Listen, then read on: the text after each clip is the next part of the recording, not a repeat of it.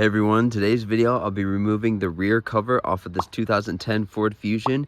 If you need help removing your front cover, I made a video for it right here and it'll be linked down below. Now let's get this cover off. First, start out by opening up your trunk. There's two clips, one on each side, that you'll need to remove with a body trim tool. Next, pull back the weather strip.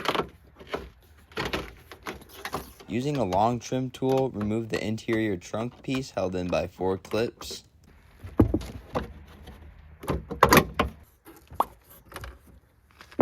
Next, pull back the interior using a 10mm socket to remove 3 10mm bolts that are holding the taillight in.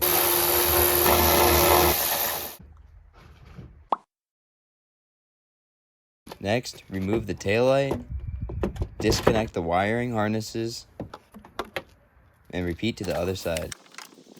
Remove the clips that are found on the bottom of the bumper. Remove 2 clips holding bumper to wheel well liner, followed by 1 screw up top. Remove 1 clip and 1 10mm bolt. Next, you'll be able to remove the bumper on each side. Disconnecting the bumper on each side can be time consuming, so be patient, take your time, and eventually the bumper will release from the bumper brackets. Before you take the bumper all the way off, you'll have to unclip 2 fastener clips that are being held in by the center of the bumper.